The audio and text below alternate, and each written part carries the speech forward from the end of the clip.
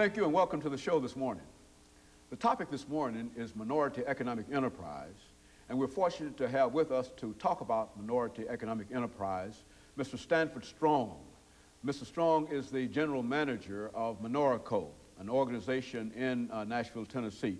And of course, Mr. Strong, let me welcome you to the show this morning. Thank you. It's a pleasure to be here. You know, Mr. Strong, what we'd like to try to do this morning is to investigate some of the challenges and some of the successes dealing with what might be referred to as minority economic enterprise, meaning that we believe that how minorities conduct their economic enterprise is not really that much different from how other groups conduct their economic enterprise, but nevertheless it is important in terms of seeing it from a minority perspective. And that's what we'd like to do this morning. But before we do that, Mr. Strong, let's have you to give our audience some information about your background, your education, and some of the things that were important in leading you eventually to the general manager of MINORICO here in Nashville, Tennessee.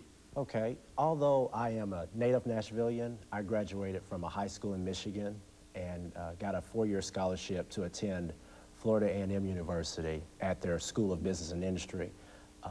I did not really take to that program extremely well, and so I transferred to Tennessee State University, graduated there with a degree in computer science, with a minor in English, and I was training at that time to become a technical writer.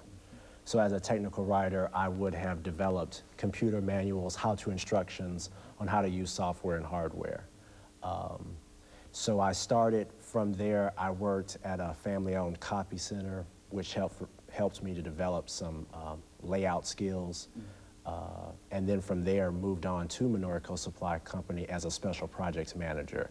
And it was those writing skills and layout skills that allowed me to get that position. So that was my inroads into MINORICO Supply Company. Very good. You know, I think when we talk about minority economic enterprise, Mr. Strong, I think very few people are aware of exactly what is going on in terms of minority enterprise. And let's use MINORICO, the company that you work with, and to have you to sort of give us sort of a historical sketch of how this organization came into being and where you stand now. And then we'll talk about some of the general things that are associated and confronting minority entrepreneurs. Okay.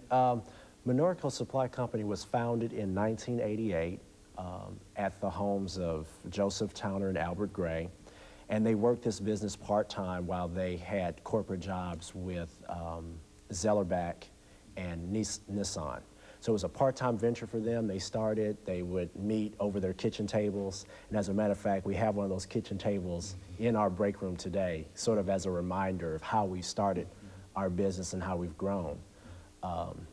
The business grew to the point where they weren't unable to accept, or they were no longer able to accept 18-wheeler deliveries pulling up into a residential neighborhood, unloading a lot of product in their backyards.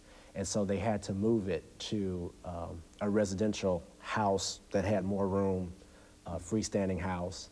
This house had no bathroom, no running water facilities, but it was a good place for them to be able to accept those kinds of deliveries of different kinds of industrial products that they were selling to different corporations. One of the things that helped our business to grow was that we got in touch with the Tennessee Minority Development Council, which has since changed its name to Tennessee Minority Supplier Development Council. And while Joseph and Albert were there meeting with the TMSDC, they met with one of their first suppliers, which was Snap-on.